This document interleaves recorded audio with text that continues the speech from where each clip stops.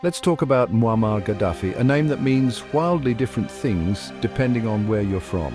In the West, he's painted as a dictator and terrorist sponsor. But in much of Africa, he's remembered as a revolutionary and a visionary for a united continent. The truth, it's complicated. Gaddafi dreamed of Pan-African unity and challenged the economic dominance of former colonial powers. This side of him, builder, dreamer and advocate for African independence, is rarely discussed.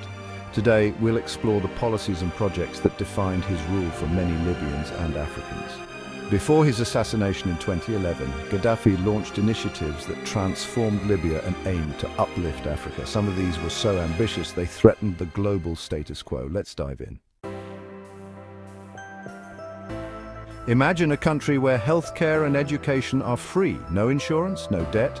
Under Gaddafi, Libya's oil wealth funded universal healthcare and education, raising literacy from 25% to nearly 90%. The state invested billions in schools and hospitals, even sending citizens abroad for treatment or study if needed.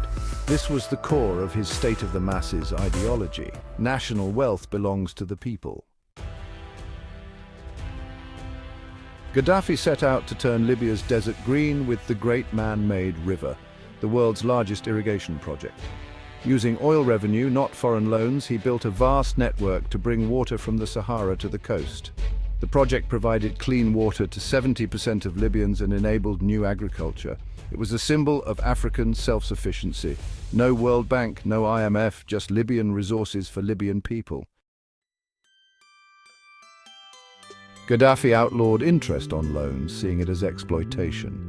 State banks offered zero-interest loans for homes, businesses and farms. This policy empowered citizens and stimulated the economy from the ground up. It was a radical move designed to serve people, not creditors. Libya under Gaddafi had zero foreign debt and over $150 billion in reserves. Instead of borrowing, Libya became a lender, funding projects at home and across Africa. This financial independence let Gaddafi pursue his vision without Western interference. It made him powerful and a threat to the global financial order. In Gaddafi's Libya, basic necessities were heavily subsidized.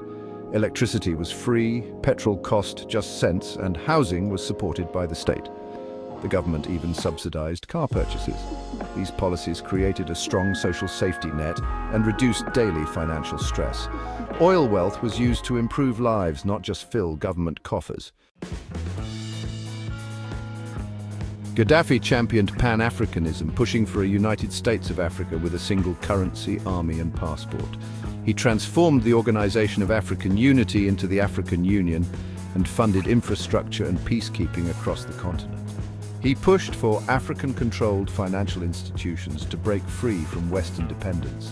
Critics called it egotistical. Supporters saw a leader fighting for 1 billion people. His vision was bold and unprecedented. Gaddafi's most radical idea, a Pan-African currency backed by gold, the gold dinar. This would have let African nations trade resources without relying on the dollar or euro. It threatened the global financial system and, some argue, sealed his fate. It was a revolutionary plan for economic independence.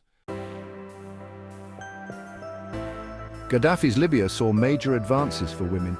He opened education and careers to women, even establishing military academies for them. Laws guaranteed equal pay, property rights, and divorce.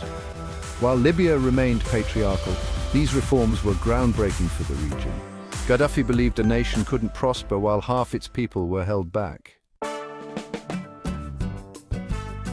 All these policies gave Libya the highest standard of living in Africa before 2011. The UN ranked Libya as a high development country with prosperity and security for most citizens.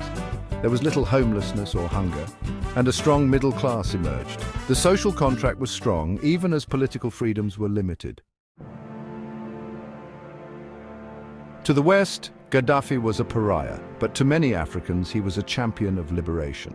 He funded anti-colonial movements and supported the fight against apartheid in South Africa. Nelson Mandela called him a key ally in the struggle for freedom. Gaddafi's support extended to independence movements across Africa. For many, he was a hero, though it made him enemies in the West. So, who was Gaddafi? Dictator, visionary, pariah, liberator. His legacy is all of these. He crushed dissent but also raised living standards and fought for African independence. His achievements and ambitions can't be ignored, nor can his contradictions. The great man-made river still flows, and the dream of a united Africa lives on. Gaddafi's story is a reminder that history is never simple. His vision, though unfinished, continues to inspire. Thanks for watching.